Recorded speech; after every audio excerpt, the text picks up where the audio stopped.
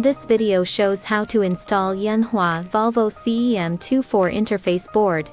This interface board supports 2023 and 2024 Volvo S60, S90, XC60, etc. The interface board is specifically designed for the SPC5748G chip model CEM. 1. Push the lock fastening of the interface board to the unlock position. Find the interface board installation area on the CEM according to the visual positioning mark on the interface board. 2. Align the interface board with the CEM socket. And align with the two positioning holes. 3. Press the interface board downward with your fingers, push the PCB lock buckle to the locked position to lock the interface board. Installation is done.